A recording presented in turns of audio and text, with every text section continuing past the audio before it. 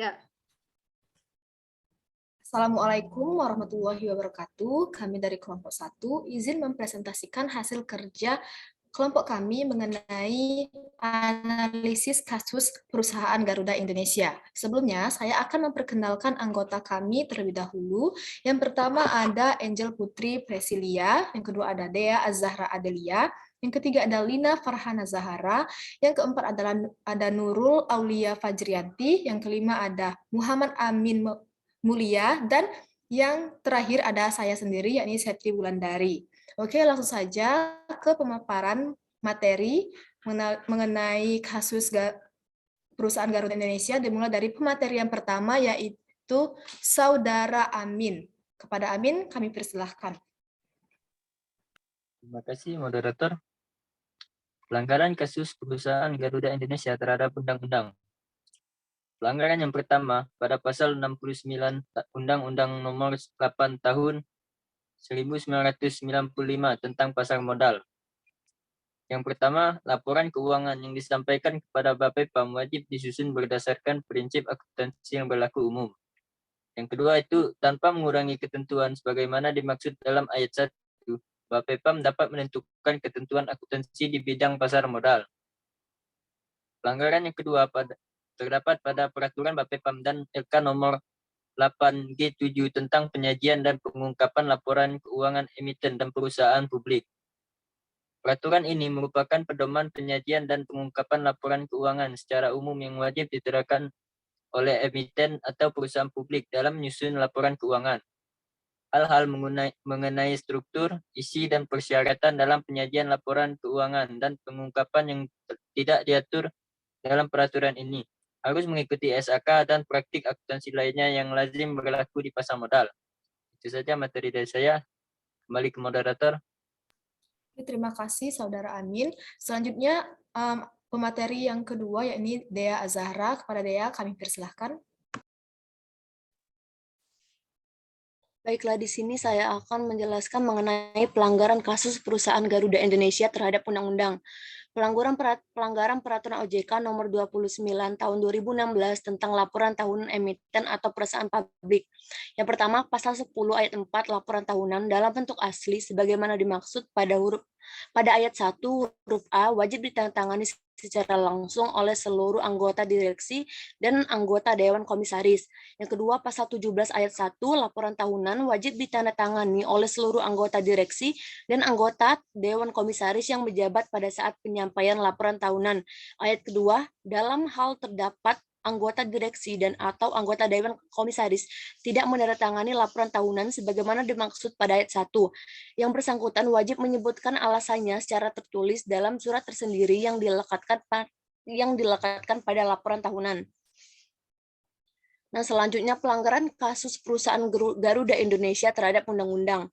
Peraturan Bapepam nomor 8G11 tentang tanggung jawab direksi atas laporan keuangan. Pada angka 4, direksi emiten atau perusahaan publik secara tanggung renteng bertanggung jawab atas pernyataan yang dibuat sebagaimana dimaksud pada angka 2. Peraturan ini termasuk kerugian yang mungkin ditimbulkan. Dan selanjutnya, pelanggaran peraturan OJK nomor 13 POJK 03 tahun 2017 tentang penggunaan jasa akuntan publik dan kantor akuntan publik dalam kegiatan jasa keuangan. Nah, pasal 7 yang berbunyi menjalani pemeriksaan yang dilakukan oleh otoritas jasa keuangan atas kepatuhan terhadap pekerjaan pemeriksaan dan penerapan pengendalian mutu atas kegiatan jasa yang diberikan oleh AP dan atau KAP kepada pihak yang melaksanakan kegiatan jasa keuangan. Selanjutnya, saya kembalikan ke moderator. Terima kasih, Saudari Dea. Pemateri selanjutnya ialah Angel Putri. Kepada Angel, kami persilahkan.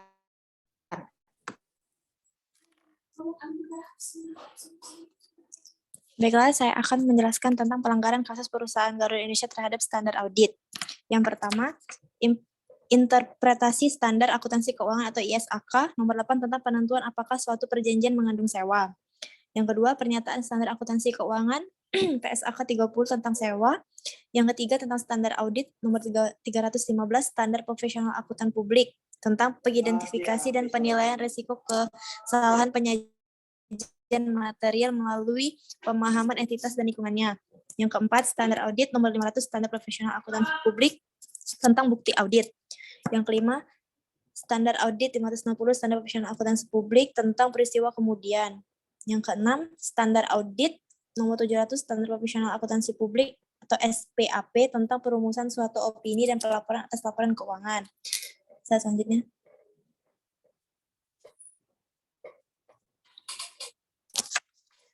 Materi selanjutnya tentang teori etika yang dilanggar. Yang pertama itu ada teori egoisme, yaitu mementingkan perusahaannya sendiri tanpa memikirkan orang lain yang ikut andil dalam perusahaan. Yang kedua, teori utilitarianisme laporan keuangannya pada tahun 2018. Itu kegiatan yang sangat tidak bermanfaat bagi banyak orang dan merugikan banyak pihak lain. Yang ketiga ada teori hak. Lebih mementingkan akan perusahaan dalam laporan keuangan, bukan mementingkan kewajibannya kepada negara yang sudah berjasa mendirikan perusahaan.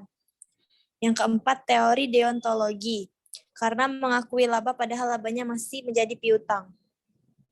Kembali ke moderator. Oke, terima kasih Saudari Angel.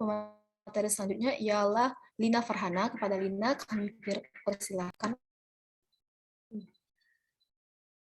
Selanjutnya yaitu teori keutamaan, di mana dia itu lebih mengutamakan perusahaannya daripada orang lain yang ikut andil dalam perusahaannya. Yang terakhir itu adalah teori teonom, di mana telah melanggar aturan yang telah dibuat. Slide selanjutnya.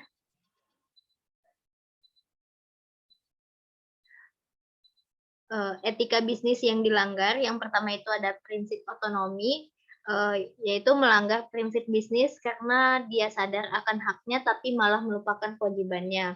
Terus yang kedua itu prinsip kejujuran, PT Garuda Indonesia telah memanipulasi laporan keuangan. Yang ketiga itu ada prinsip integral moral, di mana PT Garuda itu menipu banyak orang dengan cara memanipulasi laporan keuangannya. Dan yang keempat itu ada prinsip loyalitas. Perusahaan Garuda sudah sangat salah memaknai makna dari loyalitas itu sendiri. Dan yang terakhir itu ada prinsip keadilan, di mana perusahaan Garuda hanya mementingkan haknya sendiri tanpa memikirkan hak orang lain. Untuk materi selanjutnya akan dibawakan oleh pemateri yang lain. Oke, terima kasih Lina Farhana. Pemateri selanjutnya ialah saya sendiri, yakni mengenai pelanggaran ethical governance yang dilanggar. Jadi ethical governance itu merupakan etika yang berhubungan dengan hakikat manusia. Dalam kasus ini, PT Garuda Indonesia banyak menipu orang dengan laporan keuangan yang dimanipulasinya. Pemerintah pun pasti sangat merasa tertipu dengan kasus ini, karena pemerintah sebagai stakeholder utama yang sudah menciptakan perusahaan ini, tetapi malah ditipu oleh perusahaan yang dibuatnya sendiri. Next slide. Next slide. Kemudian adalah perilaku etika yang dilanggar oleh akuntan publik, yakni melanggar integritas, objektivitas, kompetensi, dan kehati-hatian, kerahasiaan, dan profesional. Dan perilaku etika yang dilanggar oleh akuntan perusahaan, yakni melanggar tanggung jawab profesi, melanggar integritas, kepentingan publik, objektivitas, profesional, dan standar teknis. Sekian presentasi dari kelompok kami. Terima kasih. Wassalamualaikum.